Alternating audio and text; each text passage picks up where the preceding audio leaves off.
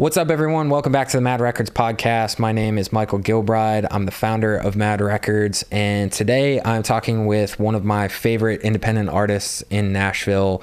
She's an incredible songwriter, vocalist. She was recently featured on the last season of The Voice, and her name is Abigayle Oakley. We're going to be talking about her new EP that she just put out, what her experience was like on The Voice, how she somehow tapped into a very niche hot dog community in her Instagram. That will make more sense in about 30 minutes once you watch the interview. But it's a great conversation. We had a lot of fun having her in. Just a heads up, if you can't watch this podcast on video, we are now available on both Spotify and Apple Podcasts if you want to listen to the audio version only. And be sure to subscribe if you want to get this podcast in your inbox for future episodes. And without further ado, let's get to the conversation.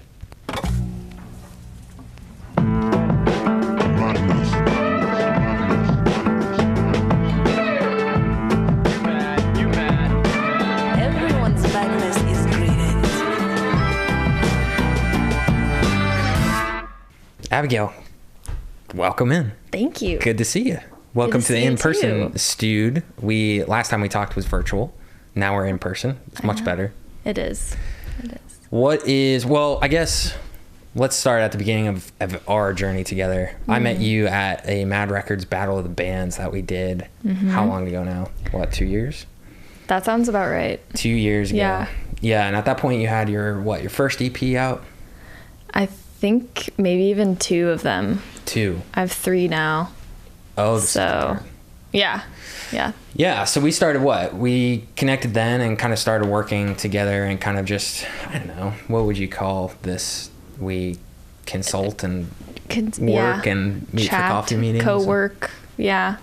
And since then you put out the newest EP, which I feel like a late night show host. I know. This Side of the Sun deluxe version. Woohoo. So how's it been going since the last release?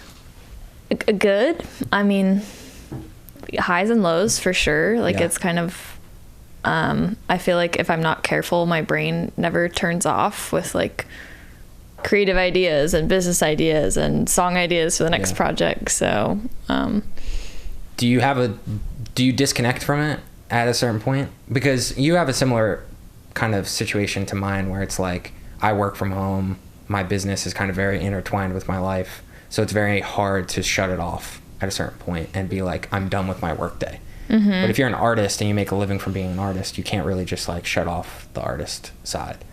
Is that something that you struggle with? Yeah, I'm actively trying to figure that out. But I mean, even this morning, I usually start the day with journaling and kind of checking in on, what do I need this morning to do all of the things that I'm going to do today. And the message that came up was just you need to set a timer for, unfortunately it was only 2.5 minutes because that's what I had time for, but just close your eyes, try not to think about too many things, so meditate for a little bit. And that was enough of a reset to be okay, I felt like I listened to a need that I have, and I did that for myself. And now it's okay, now I gotta go to the 11 a.m. podcast and start the day. Yeah. I talked to you about this where I was I've tried to do that with my daily shower, where I was I'm protecting my shower because I was if I can't disconnect for 5 minutes while I take a shower, then something's wrong.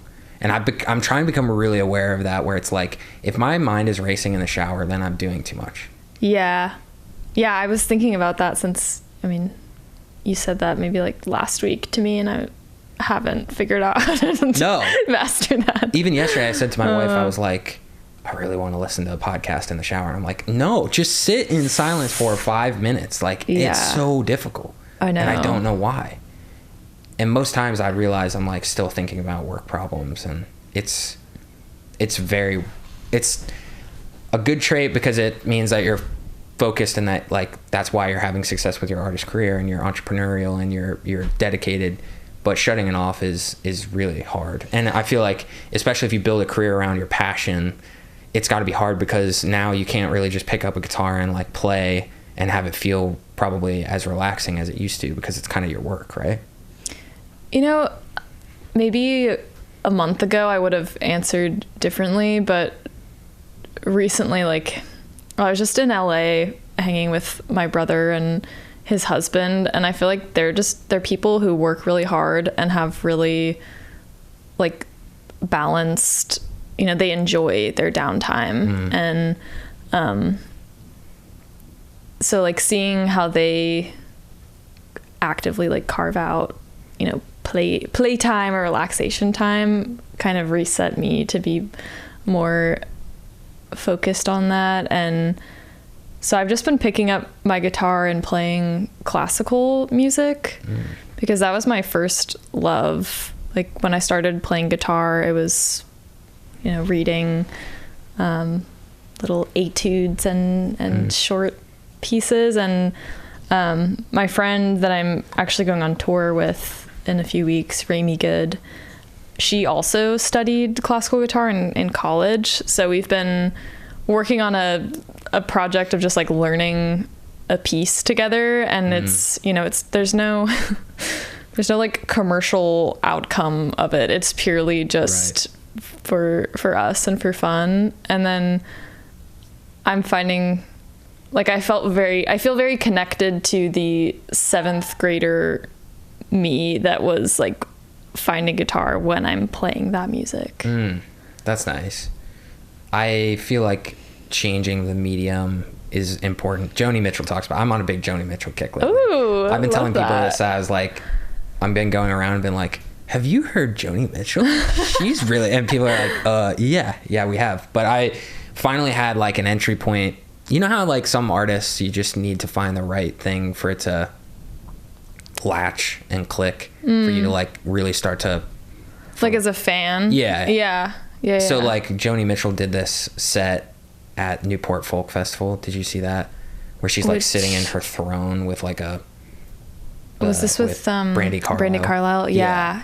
And so I went for a walk the other day and I just listened to that full thing, and that was the moment where it finally kind of like latched. So I've been listening a lot to Joni Mitchell, and she was a painter obviously too. And she talks about like the importance of crop rotating, where it's like when she would get tired of writing songs, she would paint, and when she got tired of painting, she would write songs. And that was how she kind of like stayed really fresh. Yeah. And I feel like that is such a necessary thing that I feel like I don't really have a whole lot of, that I think would be really nice. So I feel like going from your folk stuff to classical is kind of like some version of that. Yeah.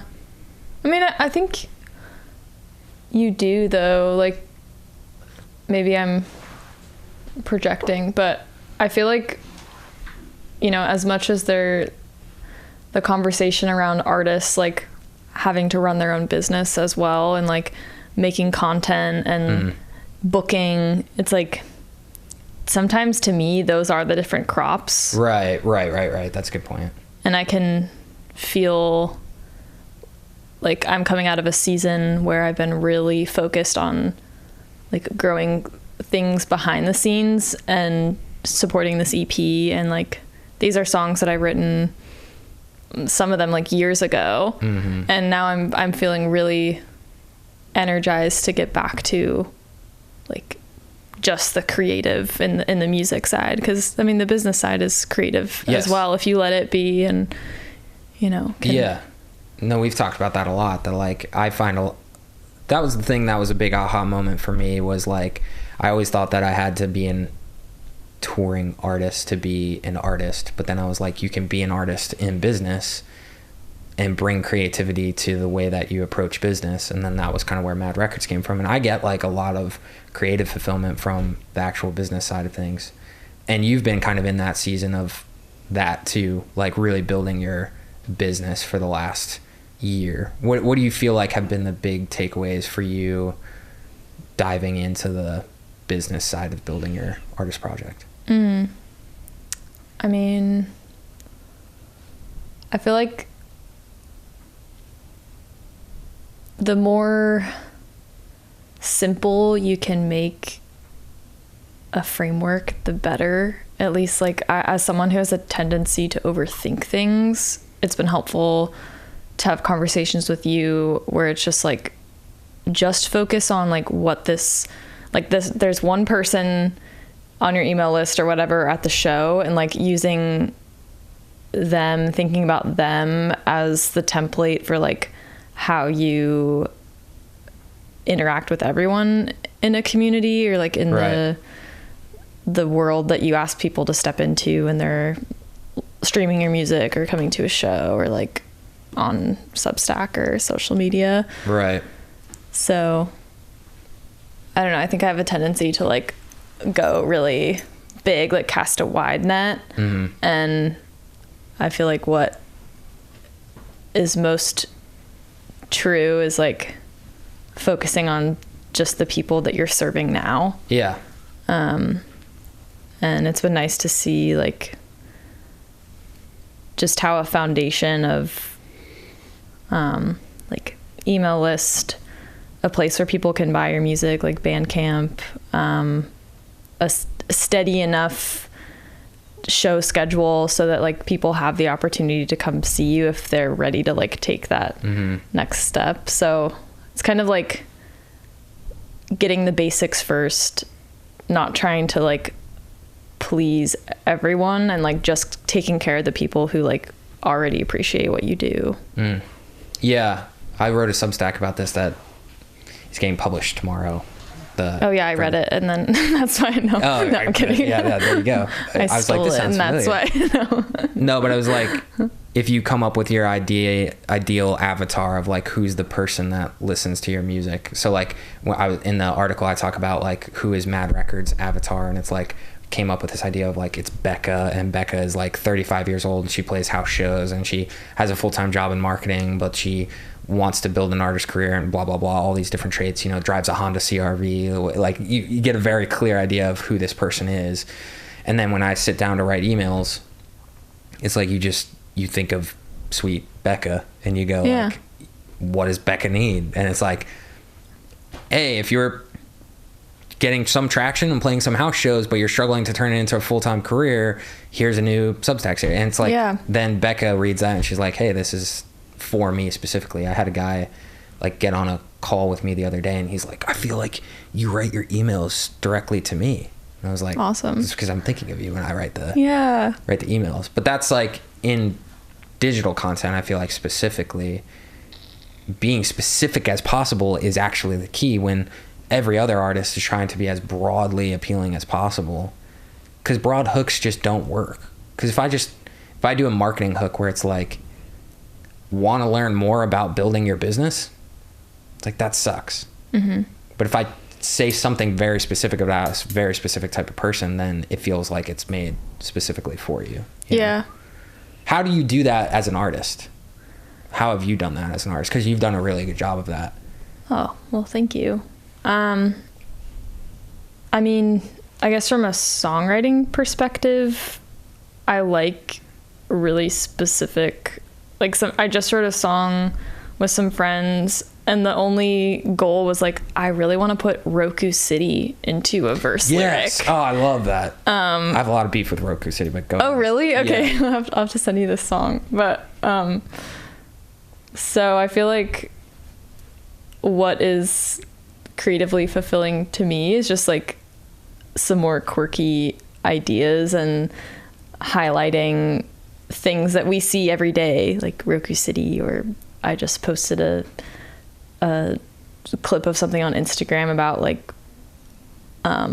loving peanut butter and seltzer water. Oh. And so then like all of the peanut butter seltzer water people are like, you are tapped in, and I'm going to come back to this in a bit, but you are tapped into some interesting food scenes.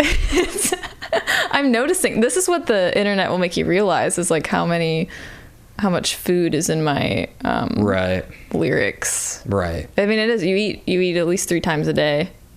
I'm thinking of what songs I want to write, maybe more than that per day. So chances of me being in front of food while thinking of songs is pretty good. High. I don't know. Yeah, I feel like that should be the case for everybody. But I was going to save this question, but I'll ask you now. This is a difficult question, but are you a hot dog influencer? Actively, yes.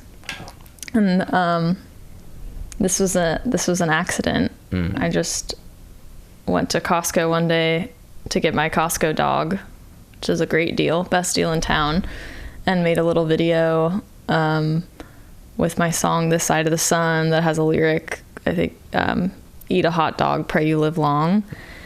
And it tapped into like hot dog Instagram. Like literally, I think one of the comments was like, hot dog Instagram roll call. And then people were like, here. So that, I remember when this happened because I was at Costco that day, and I remember I came home and I was on Instagram, and I said to my wife, I was like, oh, hey, look, Abigayle. Well, she must have been there right after we left. And then I checked in on that video, and I was like, what on earth? What is happening? Because first I watched it, and I was like, that's an interesting, idea. Links to the hot dog lyric. I get it. But then I checked in, and I was like, whoa, like hot dog gram really showed up for you. They did. And they stayed there. They're still showing up. I have some like trial reels going with the same stuff, and it's like, well, also a Costco hot dog has a cult following, right? Yeah, like you can't deny it. It's just, I feel like that was just genius. Like you could have chose any hot dog, right, but that was the right hot dog to choose. It was like real recognize a real kind of thing where they were like, they knew you were picking you're tapped into the hot dog scene because you went and got a Costco hot dog. Yeah, and I did bring my own condiments, which I think was the weird element where people are like, well, there were a lot of comments about like, they have onions there. Like, girl, what are you doing? Like, why you don't need to bring your own onions? And interesting. I thought they would have supported this. Some did, that's what's so interesting about this experiment is like, it seems like a divided camp. Like it does seem like hot dog gram kind of can butt heads at times. There's a warring kind of factions. Sure. Yeah, I mean, there's like the ketchup camp, and then there's the absolutely no ketchup. Oh, really? Someone commented, like, I know this isn't a political page, but what is your feeling about ketchup on hot dogs? Really? And you kind of can't comment on that because you'll lose quite a lot of folks probably. Yeah, I didn't respond because smart. Avoid. But lately I've been thinking about, now don't hold me to this, now that this is off the record, but on the record. But on a podcast that we will publish. I think it'd be funny to host a hot dog influencer retirement party. Oh, yeah. And just be like, I'm done. Yeah, it's a little bit overbearing at times. Like I ran into someone yesterday and they're like, love the hot dog campaign. And then the week before I was in the grocery store and someone said, are you the glizzy girl? No, really? Yeah. Oh, wow. So this is like becoming a real... Yeah, it's unlike anything I've ever experienced. Like, I'm curious, what do you make of that? Like, because on one hand you want to be like, oh, this is fun, this is light, this is cool, or whatever. But then also there's like a very serious body of art that you've created, and you're like, this is cool and it's shining light on my art, but I also don't want to live the rest of my life as the glizzy girl. Right. But then you also don't want to be the person who's like taking it too seriously and turning it down. So how do you think about all that? Yeah, I mean, I think the ticket is not taking it too seriously. Right. And somehow in the last few weeks, I've been able to just post videos of me playing the songs, and that seems to be reaching people, some like really cool people who aren't all about hot dogs, who like singer-songwriter music. Yeah. So I don't think I'll ever be able to prove that the hot dog explosion allowed me to get in front of more people, but I do think there's something to, like, I was posting so much during that hot dog time that I think the algorithm like learned me a little bit and is now pushing my stuff to what I think is more like my audience. Well, I've talked about this a lot, where it's like, if you can find one core audience first, like a very niche audience first, and you can get that audience really engaged and really excited about what you're doing, it gives you a baseline to then go broader and get pushed to new audiences if you just take care of that core audience first. Because especially with social media, you need a base enough for it to be triggering the algorithm more regularly. So you need like a base group of people who are engaging with all of your stuff first. So if you find that through whatever means that you find that, then it's going to push you to broader audiences at that point. So I feel like you've walked this tightrope pretty well. I mean, unknowingly, like, Yeah. you don't know that you're doing it well when it's happening. Like, Yeah, right. I'm someone who like wants certainty. Like, I want to know that the plan is working, but you don't get to know until you're looking back at, like, 2 months ago, I had like, I don't know, 8,000 followers, and now there are like almost 5,000 more people following me just from that. And numbers aren't everything, but as like, I kind of have to look at those things to see like what is growing, what is working, and then on the other side of that coin is like, what is fulfilling, what do I like making. And I think the second I started being like, I don't know if I want to make these hot dog videos anymore, because I'm not sure if people are here for that or like my music. And Are you just here at the end of the day, like, I'm not gonna go full-time hot dog. I do that's for love sure. the idea that someone is like genuinely just there for the hot dogs and nothing else. I think, And there are some. I've checked your comments of some stuff, and there are some people. They're like, more hot dog reviews. Yeah. Please. Yeah. You post like a music one, and they're like, what is this? But then there's the people who are like, I was here for the hot dogs, and then I didn't realize that you like And that's write music, and the it's marketing cool. genius of what you've done. Again, total accident, but We should bookend it with a retirement party. I think that'd be that'd be be funny. nice. Yeah. Your hot dog capo, is it still hanging in there, or Oh, moldy? no. How's it doing? I'll have to show you this picture of how moldy this hot dog capo got. Ugh. Trigger warning. I showed that to my wife, and she was like, I love that she kept it in a Tupperware container. Like, this capo. Yeah. What a journey. What a strange little detour in a very artistic career. Yeah. I mean, I'll always remember this season. And I mean, it was the height of it was like during my brother's wedding, which I think is a fun added lore, because I was seeing all of my extended family, and they're like, hot dogs. Yeah. So They're like behind the scenes. They're like, what's Abigayle doing? Like, I just don't get the whole hot dog. yeah. Well, if anything, usually there's all those memes about like going home to Thanksgiving and describing what you do right. to your family. Like, I didn't have to explain anything. Right, They were like, they knew. So Huh. Interesting. You're probably sick of normal podcast ads, so we do something a little bit different here at Mad Records. Every single week, we sponsor an independent artist and one of their tracks. So today, you're listening to the song Nobody Hates Me by the Gumbies. They're a rock and roll duo from North Carolina. David, one of the members, is one of my really great friends, and we think you'd love their music. So enjoy, and if you want to submit your music for consideration to be featured on this podcast, all you have to do is become a paid subscriber on our Substack.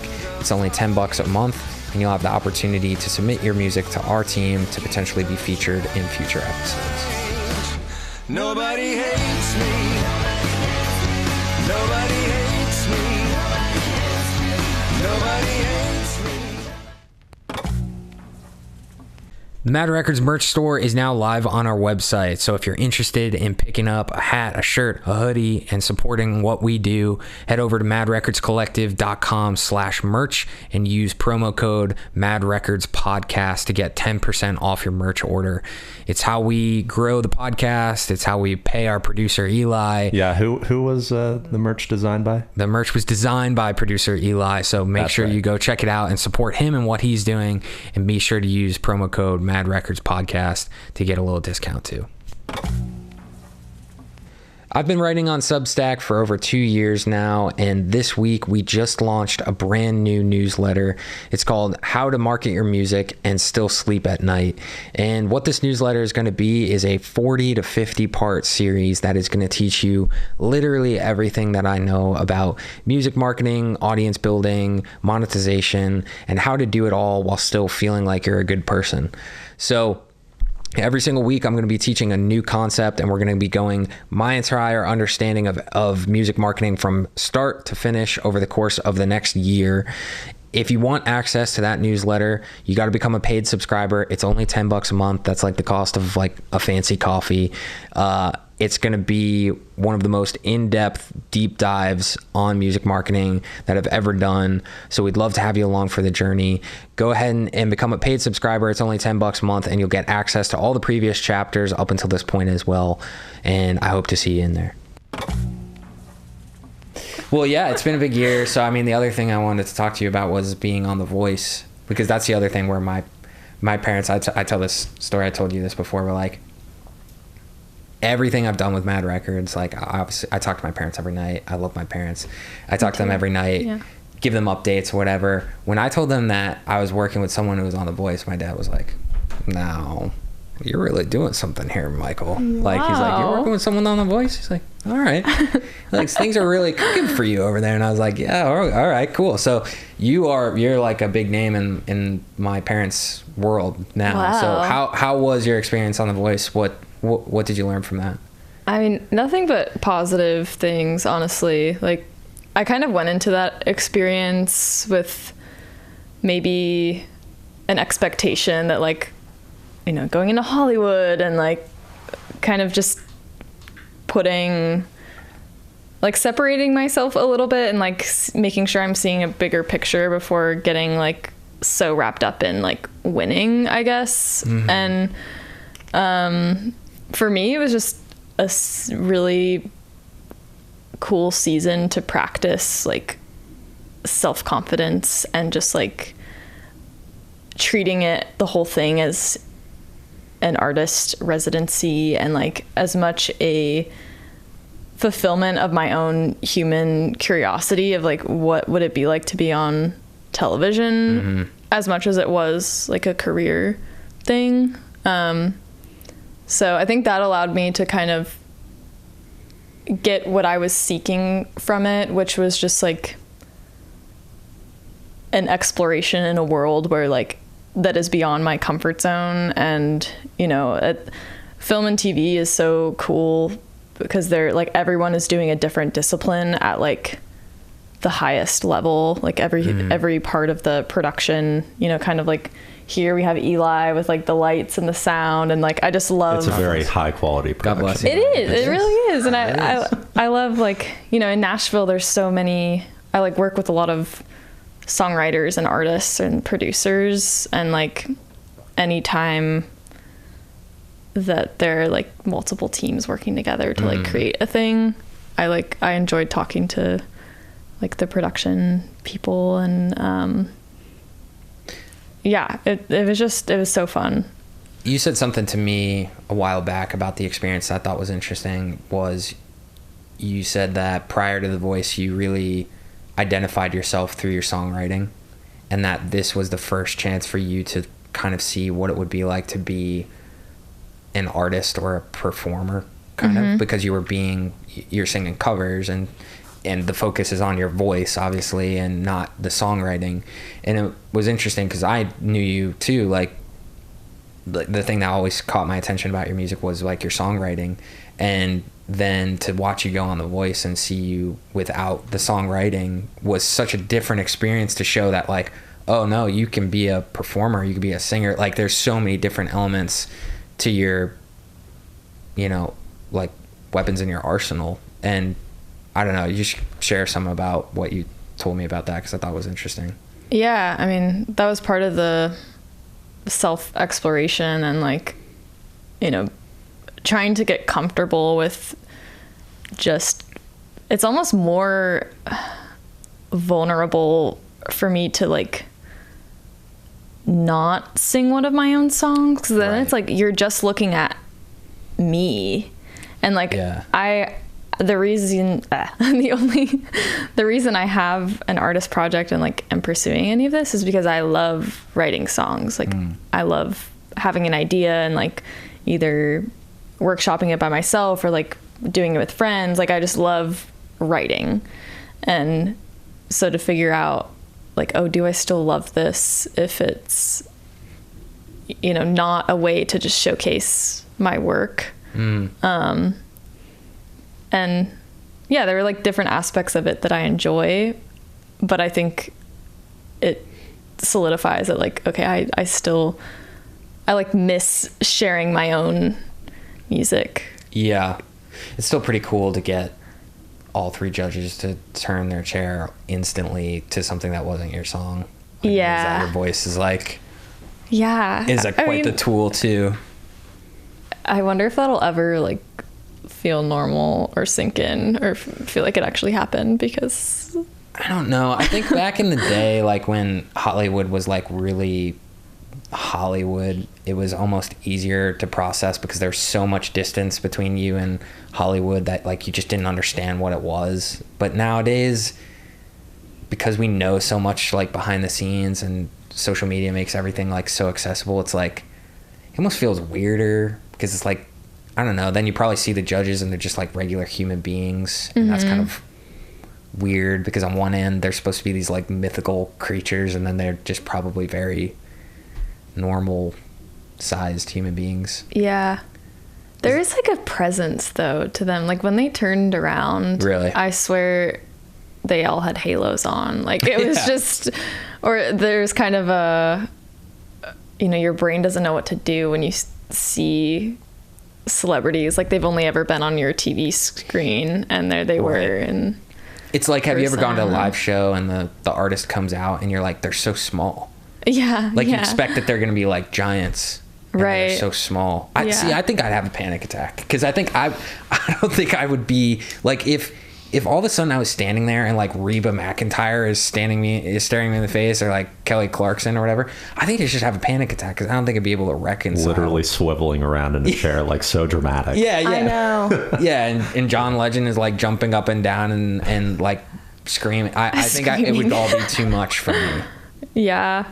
Well, that's what I was anticipating, and so I made that first episode like a side quest of how chill can I be? Like how not nervous can I be? Because there's gonna be like more adrenaline than any performance I've ever done. But if I can set my baseline nerves to like negative 12 dB, if I'm then that spike is going to be less than it would if I like went in all like jacked up and being like, all right, this is crazy, let's crush this. But I was going to like sound baths in LA and like yoga, and just, I mean, I wish I was still doing that stuff now because I was so like mentally healthy during that time, because I was afraid that I was gonna like kind of let it overtake me. Yeah. And you know, to be that intentional, like I know that I can get there, but I also know how much work it took to be ready for that. And, that's interesting, and it's a sign of like someone who's like really a pro too, because a lot of people would prep for the audition thinking like, how well can I sing the song, and not think about like the fact that it's not really about how well you can sing it. I mean, obviously that matters, but it's like, can you get yourself in the mental state to be calm when it's time to actually sing the song? And that, especially the song that you sang, like the Call Your Girlfriend cover, is like was so intimate, and there's not really anywhere to hide. It's not like you were belting a song and you could just, you know, go out and get all fired up. So you had to be like pretty chill. So what did you do, like as you're standing there and the lights are about to go on? Is there anything that you did to like get yourself into that zone, or was it all pre walking out? I mean, pre walking out, my mom gave me this breathing exercise that I think I sent you because one of your students was auditioning for something. But Shout out Simon. Shout out Simon. Let me know if you tried this, Simon. But the alternate nasal breathing, you like cover one nostril with your nose, Yes. breathe in one side, plug the other side, so they're both plugged with your pinky. So now you can't, it sounds like this, and you're holding it, and then you release by releasing out the other side, and then you just do that, and it is like immediately soothing. It feels kind of nice. Yeah. It's like a Navy SEAL exercise. Yeah. Honestly. I was waiting for her to give the next step because Yeah. I was starting to black out. I was starting to see spots. Yeah, that's just a crazy experience. How do you feel like it impacted your artist career, or how have you used that experience to help your artist career? I think I'm still seeing the natural impact of it. Like, I think after the fact, I felt this pressure to like optimize it because it was such grand exposure that I was like, oh wow, now I have all these eyes on me. Like, how do I like capture these people? And Well, can you talk about how you did capture people? Because this is something that we've worked on a lot, and this is I know it's probably we've talked about it a lot, so it's not the most exciting thing, but I think for people listening, it's going to be interesting to hear. Like, a lot of people think, oh, I'm going to get on The Voice, all these people are going to see me, and then something amazing is going to happen. I'm going to be like signed to a record label. But right. You and I talked like before you went on that show about like, okay, you're going to get loads and loads of attention for a very kind of brief, compacted period, and we need to take a way of storing that attention and put it somewhere so that we can, after this is all over, we can build with that. So what did you do to do that? Because you did a good job with it. Yeah, I mean, Instagram stories is a great place to just post a link to sign up for your email list. And again, thinking about just that one person, like seeing, you get an influx of people following you from your blind audition. And then I was like, okay, this person, maybe they live in the Midwest, like maybe they'd be interested in like coming to some Midwest shows. Let me see if like I can post this introduction and be like, hey, if you want to know about shows or music, like just sign up for my email list. And I did get some people from that, but what was surprising about the whole, like, if we're just thinking about a funnel, which we do here at Mad Records. Yes, we do. Like, it was kind of cooler to see, like, there were a few new followers that made it all the way to like signing up for the email list, but it was a lot more of like family, friends, people that I grew up with, or like peripherally in the Las Vegas community of music, being like, oh, we have like, that's our girl. Like so it's kind of people that were already like aware of me that then got really excited and like started to see like, oh, she has like music out or is like doing the thing. So yeah, that's interesting. We talk a lot about like awareness is such a really weird thing, because I think like I think I said this on the podcast already, so I apologize if I did, but like the way that it typically works is like if there's a new restaurant that's opening in town, it's like the first time you see the restaurant, you don't immediately drive into the restaurant and go eat at it, right? You just drive past and you're like, well, there's a new place opening up in town. And then like second, third time you drive by and it's like, oh, it's an Italian place, that's cool, whatever. And then it's like your friend recommends it to you, or you get a coupon in the mail. And then like by the sixth or seventh time when you're like with your significant other and you're like, where should we go out to eat? You're like, okay, let's try that place. yeah. And so it just takes time to embed into your consciousness. And so like I've noticed that even with Mad Records, where I have people reach out to me from back home who are like, my stuff showed up in their feed again somehow, and they're like, whoa, this must actually be a real thing, because it's now coming to me from a completely different place. Like like we knew Abigayle as an artist, we know that she's releasing music, but now she's on The Voice. It's like a reaffirming pillar that tells people that you're doing something real beyond just their world that they live in. Yeah. It's weird. It's gotta be weird.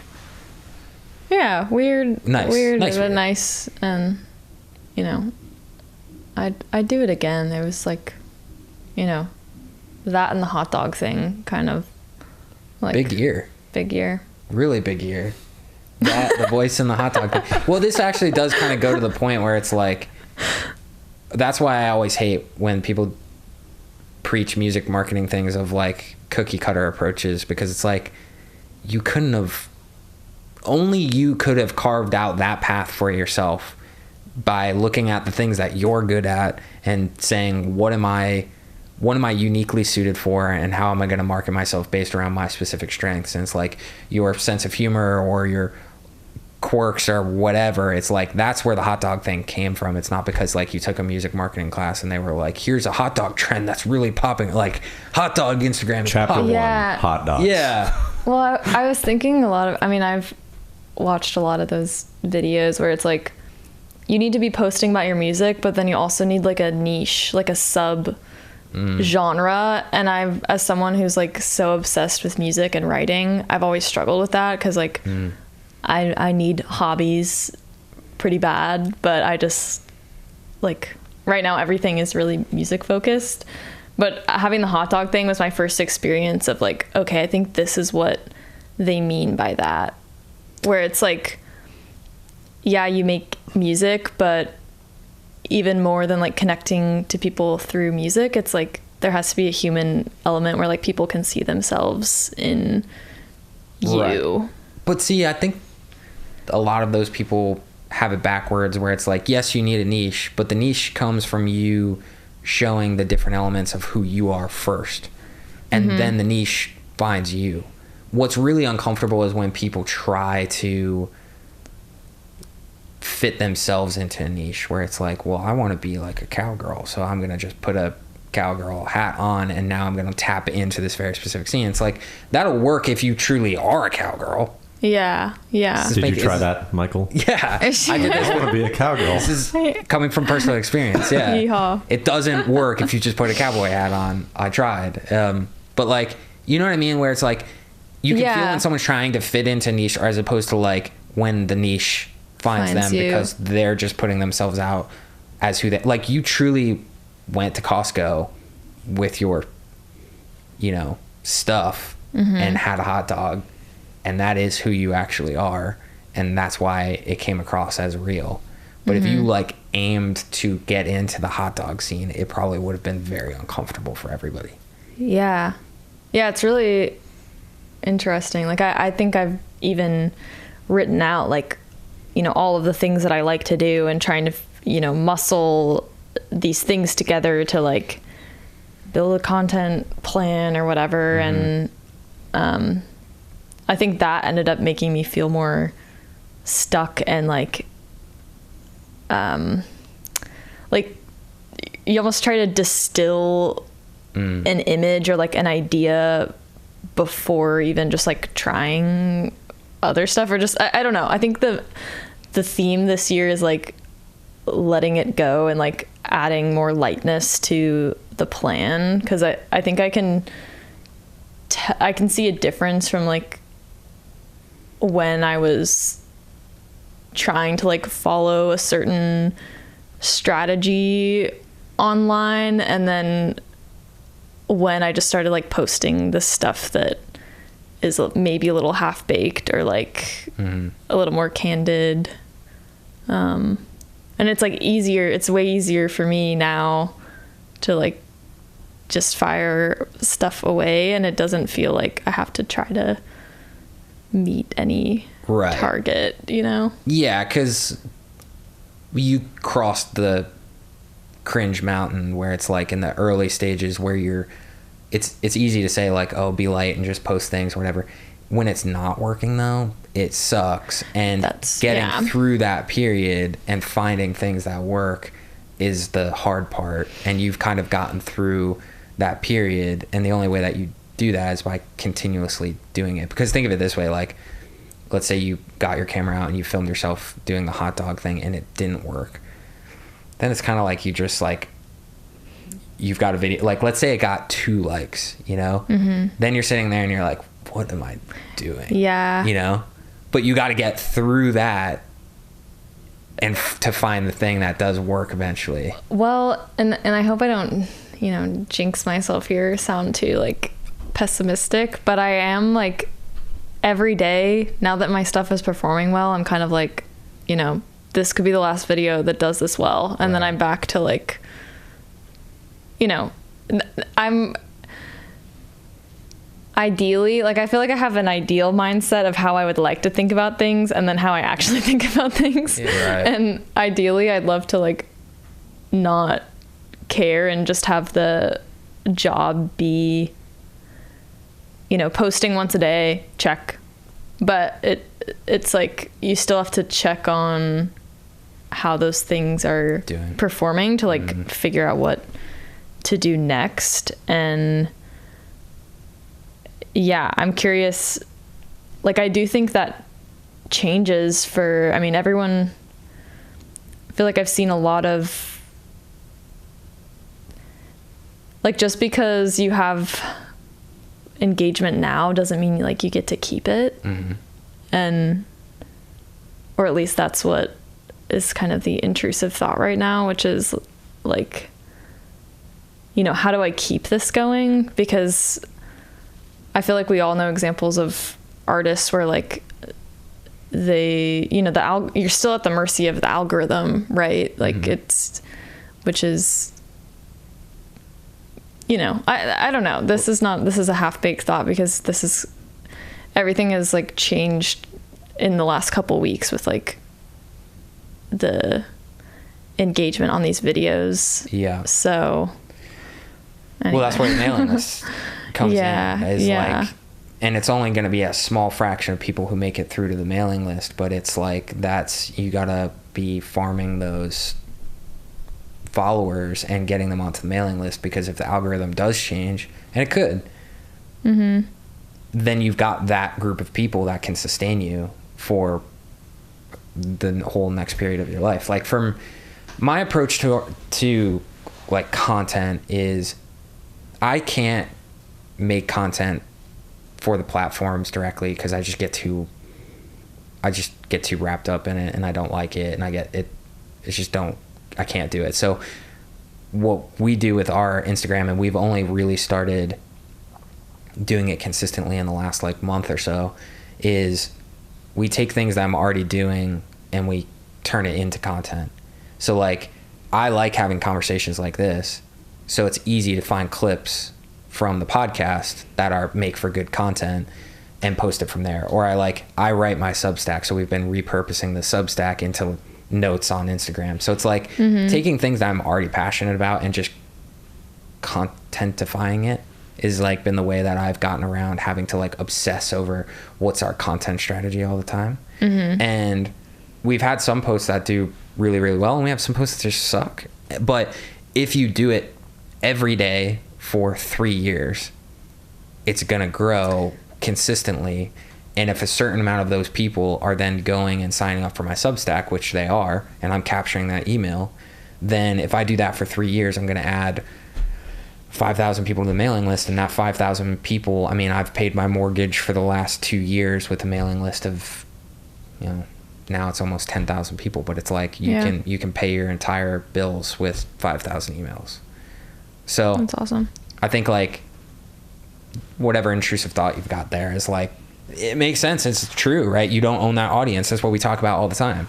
Like these people are engaging with your stuff. You don't own that audience. Something could switch and it could go away for forever. And that's why pushing them to a place that you own is priority number one, and also just trying to chill and not get to you. Yeah. Moral of the story. But the nice thing about your situation is that it's not like you jumped through all these hoops to get the engagement, or you got lucky.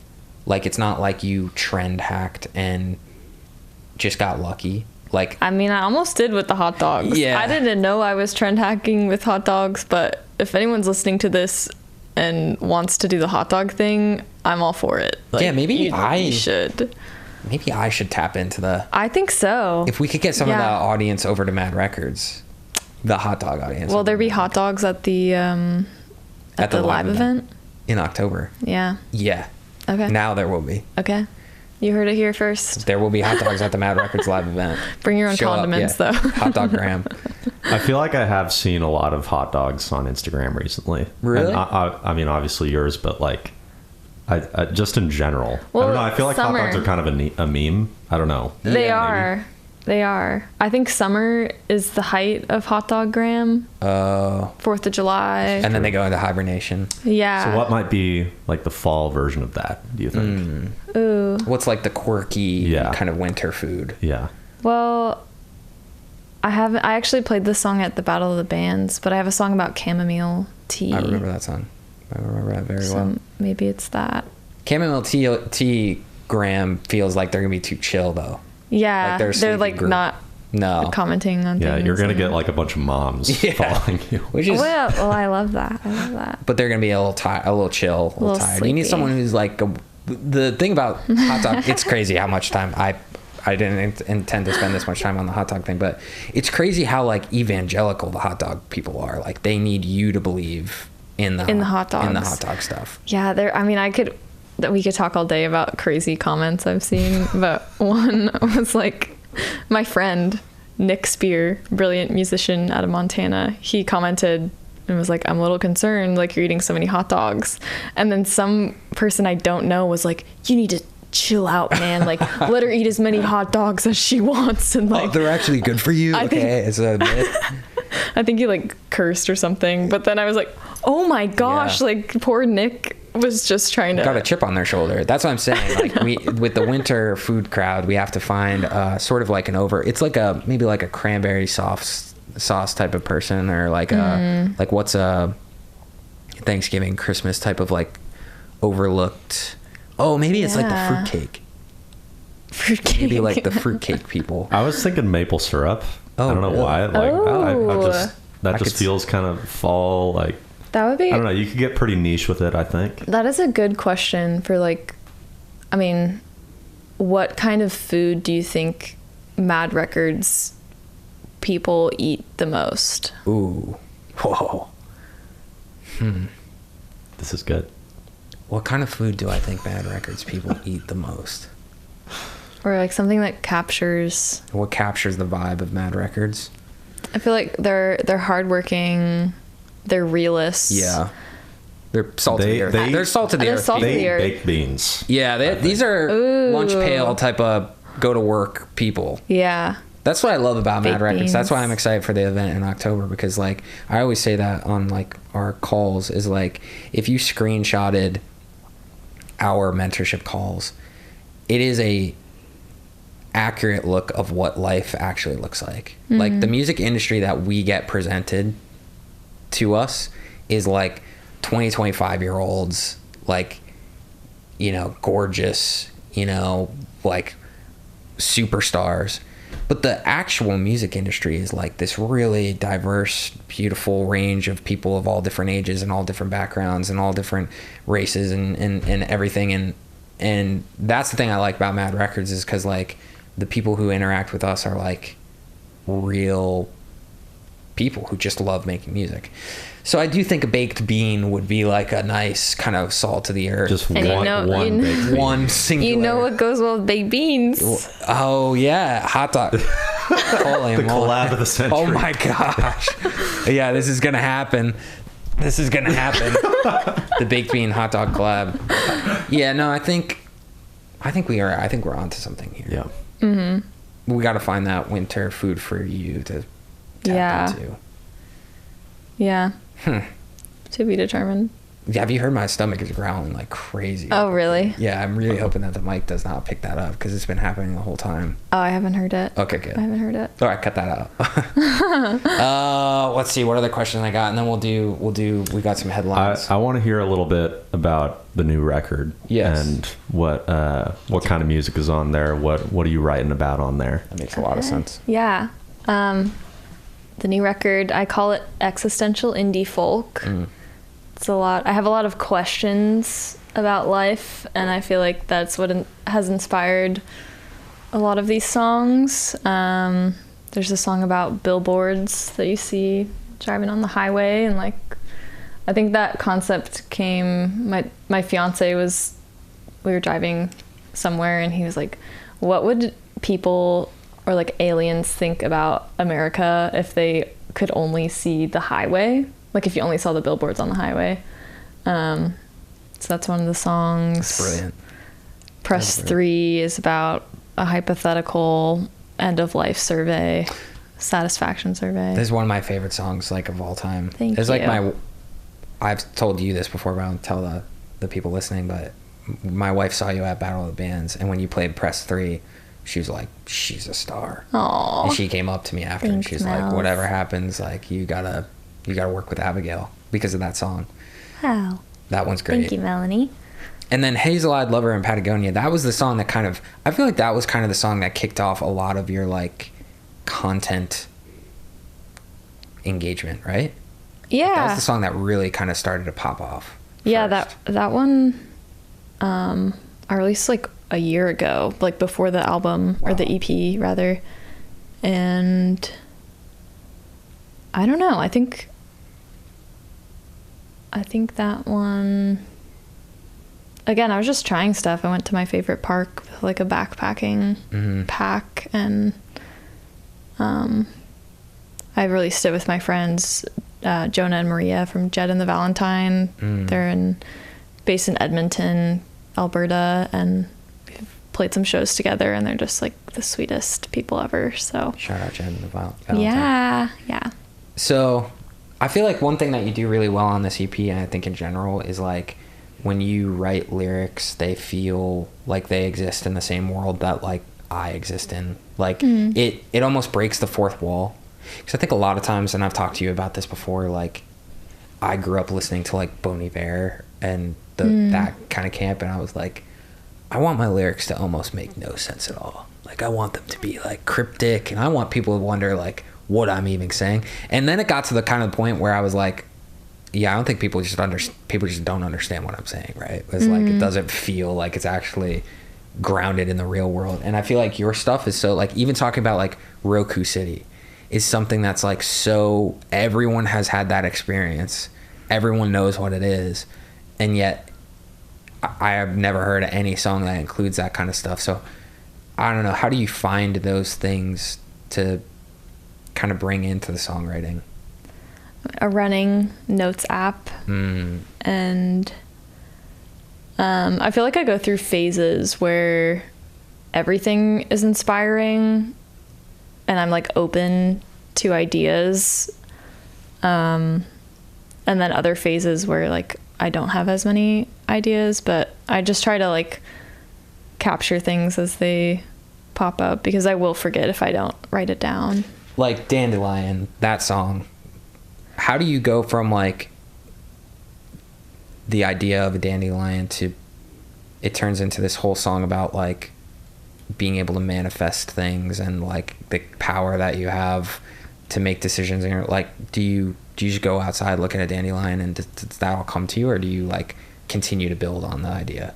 That song, I remember like not, I remember the space that I was writing that song in. I was in the middle of reading The Artist's Way, and had also just moved into a house where I was like learning to mow the lawn because I grew up in Vegas. We don't have lawns there. You water the desert. Yeah, desert landscaping is so good. But I don't know, it's kind of, I feel like that song could only be written in that time of my life when I was like reading this specific thing and like learning this certain thing, and then it all just kind of comes together. But I think what started that was I was playing in double drop D tuning, so just like standard tuning, but your top string and bottom string are both D. Okay. And I was like noodling and trying to figure out, I think I started writing a completely different song, and then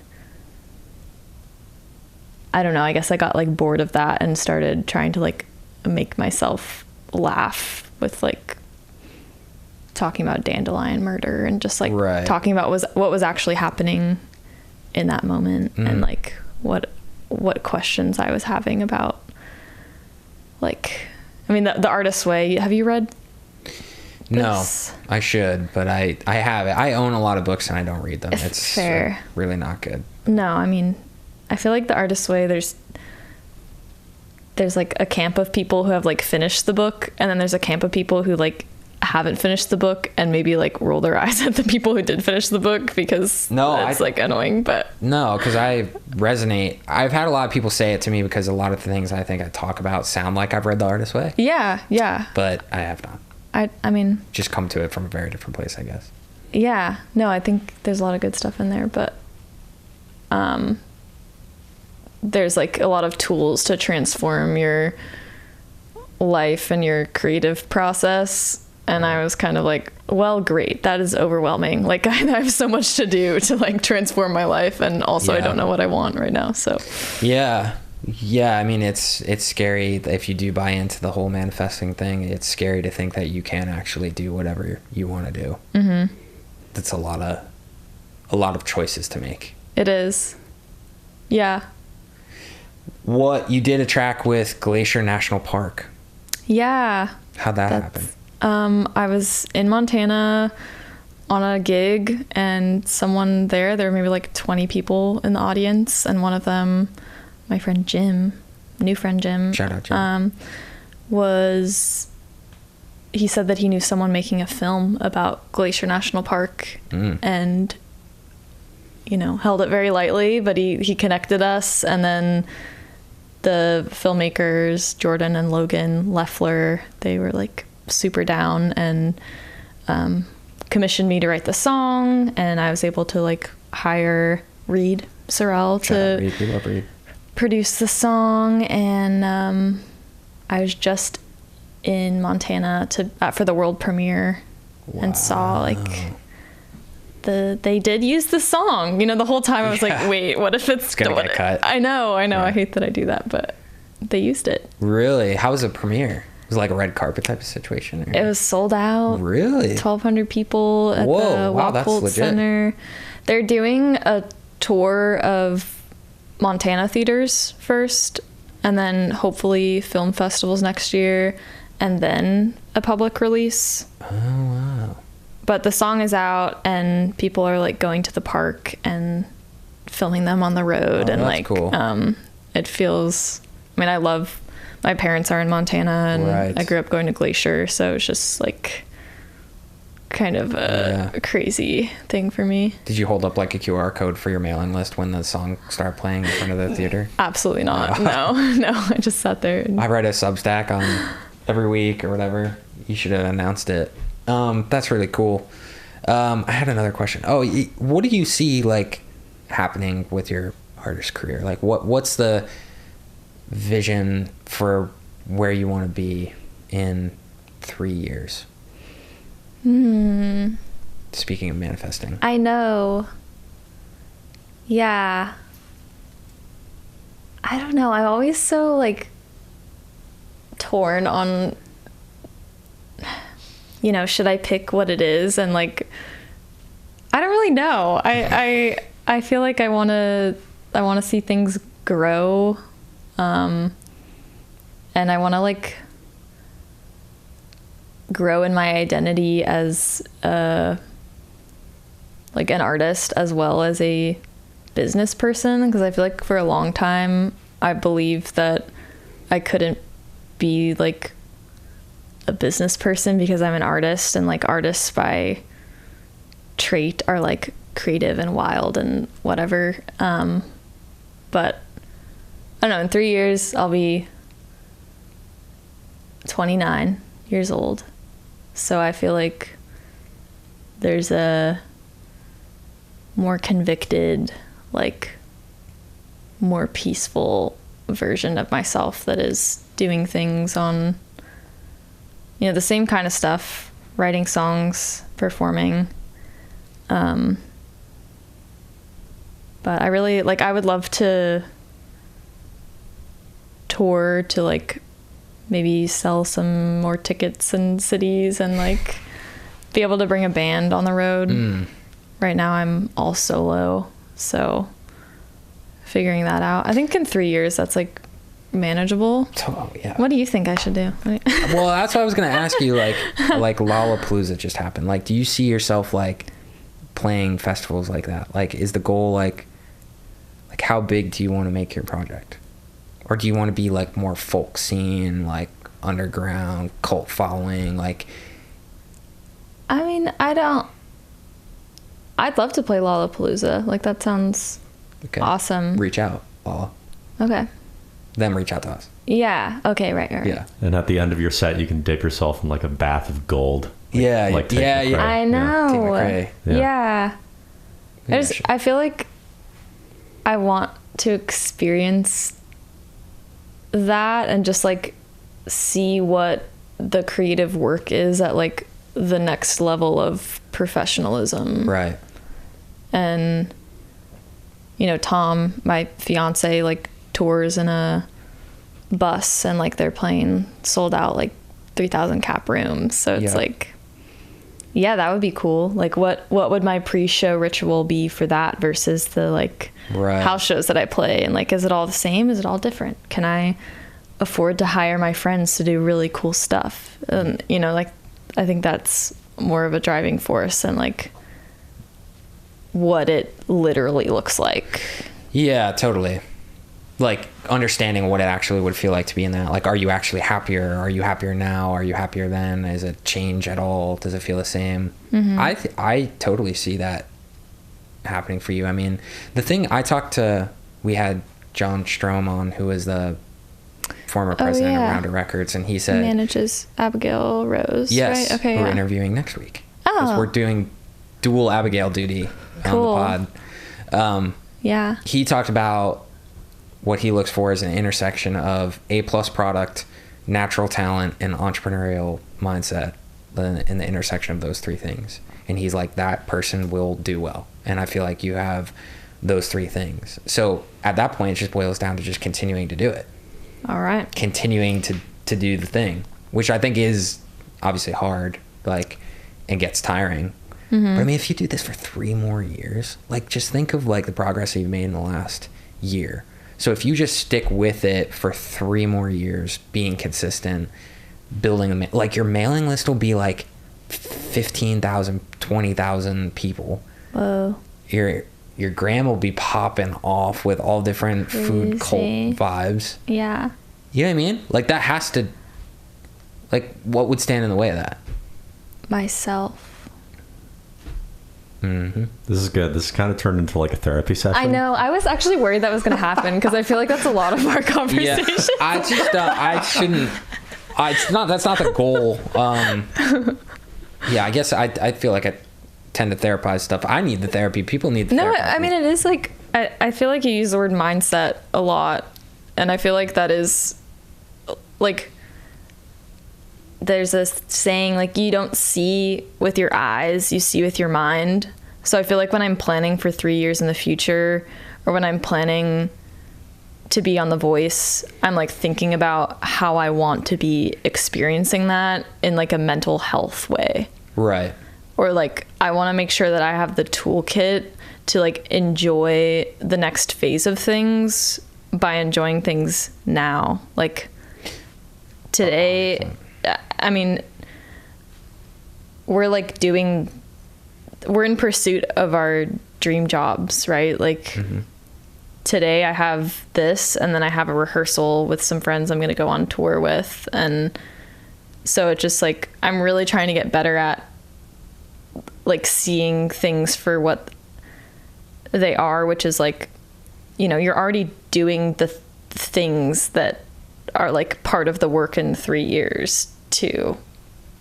Well, that's why I talk about mindset all the time, is because it's literally the only thing that actually matters.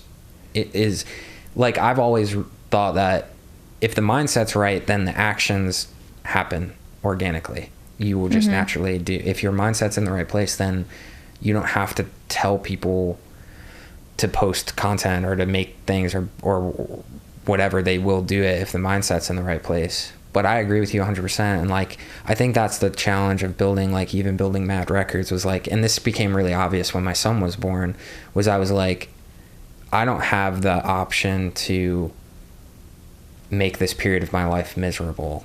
I have to be here. Like, I have to be present, and I have to be here right now, because if I get too wrapped up in the business trying to plan for the future, I'm going to miss the most magical period of his life. And it was a really good catalyst for me to find ways to be like, I have to find a way to be done at 5 o'clock every day.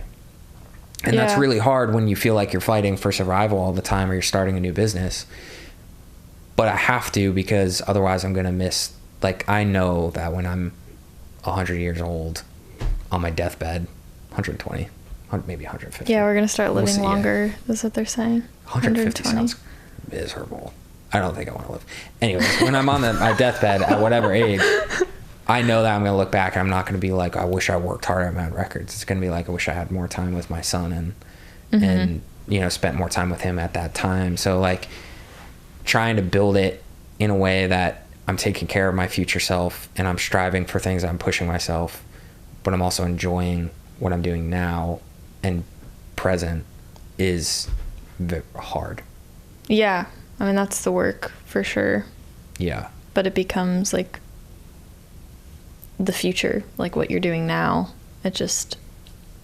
The future just keeps showing up. Exactly. Crazy. As Cole would say, Cole Ritter said, what did he say? Eternity unfolds in front of you, or something like that. That's right. He would say that. I think I need to get that tattooed. Yeah, I know. Wow. Yeah. All right. Well, we've got some news headlines, right? Well, so we do. Yeah, we do. We do a little segment. Okay. We read some news headlines and we react to them in real time. So give your Okay. spicy, What kind of unfiltered take. news? Political, mostly political. Oh, okay, Mostly okay. hot Is dogs. it real? Yeah. AI No, news? they're real. They're Okay. These are like music news headlines. Yeah. So, first headline, we got Charlie Puth in the news. He has partnered up with Lucky Brand. He is the latest ambassador for the apparel and lifestyle company. And I'm curious if there is a brand that you would love to collaborate with if it weren't hot dogs. Ooh. Honestly, I'd love to collaborate with like Bento. It's actually, this is a cheat answer because they do clothing rentals for like all kinds of brands. But I love, like, I used to thrift shop a lot, and I do that less now because I was just kind of like cycling through stuff that I like half liked. But you can like rent outfits for like a short period of time, and lets me be like more experimental with clothes, because I do like experimenting and I feel discovering new things. You had the perfect opportunity to say Patagonia here. Well, we already emailed them. I did email Patagonia once. When Hazel-Eyed Lover and Patagonia, Abigail's song, came out, I cold emailed someone on their marketing team and was like, the song, the product, let's collab. They did not get back to me. So if someone from that team is watching, check your email from about a year ago. Yeah. And I am in there. So, Mike, is there a brand besides Bush's Baked Beans that you would like to collaborate with? It's a good question. We're really good friends with the people at Sampley, and I really like what they're building. Shout out Eric. My biggest thing was like, and the reason why I had to start my own business was basically like, I didn't resonate with a lot of values of a lot of other companies. So it's very hard for me, I feel like, I'm very picky, which isn't great for like selling ads for a podcast. But like feel like I'm pretty picky about who I partner with. But so that's why I think like companies like Sampley or like that platform Subvert, we've been talking to them and partnering with them on like some events next month. I like the smaller startup people that are like very values driven nowadays, that are starting to pop up, like people that are like truly not solely money motivated. Like they want to make money, they want to take care of their family and their employees, but they're like out trying to actually do something interesting in the music space. So yeah, that and Bush's Baked Beans. Right. Yeah. Right. Yeah. That's great. Second headline. Recently, Glenn Hansard passed away in a motorcycle accident, and I'm wondering if he had any impact on your songwriting career, if you ever kind of looked up to him, or what your thoughts are on that.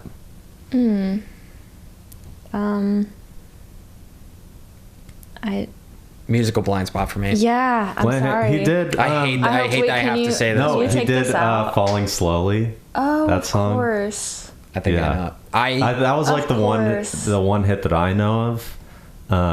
I know I'm supposed in this moment. I know I'm supposed to know, and I see a lot of people that I know are really tapped in and talented people who are really upset about this, and so it feels very significant. It's a total musical blind spot for me, and I hate that I have to say that. Yeah, that's okay. I mean, I think it was just big news, just because of how sudden it was. Right. And I think we talked about this with another artist recently, where he died in a helicopter accident. Oliver Tree. Yeah, Oliver Tree. Yep. Yeah. And we were just saying, like, why are we taking helicopters as a mode of Right. transportation? Like, why are we riding motorcycles? Like, obviously there's the thrill of it, and like, but It's scary. it's just like The really suddenness. dangerous, I don't know. The suddenness of it is crazy. And I think the other thing is, like, there are probably so many artists that I love that are influenced by him. So it's like, I mean, this is coming from someone who's like just discovering Joni Mitchell for the, so it's like I've got a lot of blind spots I'm trying to clear up, but there's a lot of artists I'm sure I love that were so influenced by him. It's always sad, but I wish I knew more. And now this could be, he did Once, right? Like that Yes. song. Yeah. Okay, yeah. Yeah, again, like I hear about that musical all the time, but I haven't like seen it. But it is like this quintessential singer-songwriter Yes. story. And, hopefully this is, I'll be doing my research now. Unfortunately, like it's a tragic headline. But it always gives you a reason to go back into there. And Yeah, I think we talked about yeah. this too with Oliver Tree, where it's like, it's obviously really sad when an artist passes away, but it kind of sheds light on their artistry as a whole. Yeah. And helps, bring the message out to, what they were doing as an artist. So Yeah. That is a really weird aspect of the music industry, is that when someone dies tragically young, it almost adds to the mythology of their stuff, which is kind of like a sick aspect of it. There's no real talking point here. It's just something to Yeah. notice. Anyways. headline number 3, The Voice is getting a celebrity spinoff with Keke Palmer as host, and Joe Jonas, Riley Green, and Queen Latifah. That's Yeah. right. Yeah. What? Gonna be judges. So curious if you're gonna tune in. I mean, definitely. I'm all over their Instagram and like looking at it, but they recently reposted my audition, and then they posted the Keke Palmer video. So when I clicked on their page, it was like Keke Palmer and me like side by side. I'm like, wait, what world is this? So I don't know. I think she's gonna be great. We'll miss Carson. I don't know what happened, where he went, but Oh, wait, so it's an entirely different show? It's a spin-off, I guess, but still The Voice. yeah, season I'm like 31, right? Pro Voice, now that you had a good experience on it, I probably won't be watching unless there's someone else that we like. That's gonna be Yeah, on it. I'll watch my friends for sure. Well, that's Yeah. why I have so many musical. I'm gonna do some damage control on what I said earlier. That's why I have so much musical blind spots, is because almost all the music that I listen to now is people that I know. Yeah. Through Mad Records or through here sure. in Nashville. I'm so tapped in to like what's happening here that I don't even know what's going on out in the world, and that's why I have those musical blind spots. I think we all do. I mean, we live in a time where there's so much music. Yeah. So Right. yeah. You just we're love pretty- music so we're much. pretty Yeah. we're pretty Yeah. tapped in. Yeah. But yeah, good luck to The Voice spin. I hate the whole spin-off thing, to be honest. Like, I go will for them. agree. I But guess I'm so sick of I feel like spin-offs. my season was kind of a spin-off too, because it was the first time they had 3 coaches instead of 4. Oh. And there were like some rule changes with like steals, and they usually had like 48 people and mine was 30. But it's just like come up with a new IP. You know, like to come up with something new. Like it's a spin-off. Just do something new. Yeah, but then Yeah. it doesn't have the voice branding attached to it. Good. And this is the whole You know? point. Do something. Then the voice will exist in time as a really great thing. It's just Yeah. like they ride these things into the absolute ground, and That's- it's like, I mean, that's what I'm gonna do. yeah, with the hot dogs. Basically, yeah. Yeah. Do like a whole hot dog line. I can't get wrapped back into the hot dog thing again. We talked too much about that. I know. What did you say? Damage control? Yeah. What you said. Yeah, I mean, I can't even curious- think of the damage control that I would have to do. I'm curious how that community is going to take this interview. I know you said chamomile tea was potentially your next like hot dog. But is there I don't know what else to It's your next hot dog. Chamomile tea is the new hot dog. but is there another direction that you could see yourself go, like now that you've seen the success of the hot dog?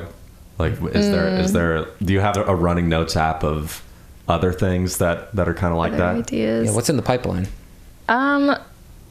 I'm gonna try to just play my songs.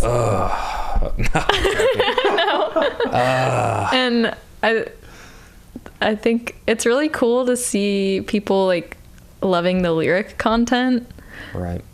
But the anxious person in me is like, oh no, how am I going to keep up this lyric content? Like, how am I going to keep writing songs that are lyrically strong or engaging?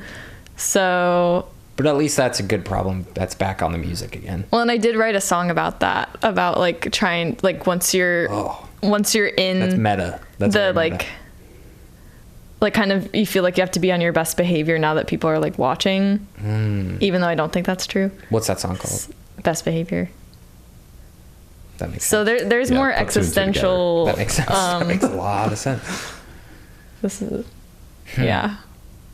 Well, I was going to ask one more question. Are you pro ketchup on a hot dog or not? Because it sounds like that gentleman or gentlewoman did not get their answer. I'm gonna have to plead the fifth on this one. Whoa. Ooh. That's a hot Yeah, that might- hot This button is- quote. Yeah, right there. that might ruffle some feathers. Yeah, yeah. You might frustrate both camps on that one. I know. Because if you're not open about it, then okay, Hey. interesting. All I'm Okay, saying, the truth is in the dog. If you really want to know, right. Whatever that means, I do agree with it. Man, there's a lot of tattoo ideas here. the truth is in the dog. Next time I see you, Eli, you're gonna be like, it's gonna be tatted up with like all these The random truth is in all the these dog. random yeah. things. All right. Well, thank you very much for being so open and, Thank you. and transparent Thanks. about your journey through all of these different strange parts of the world.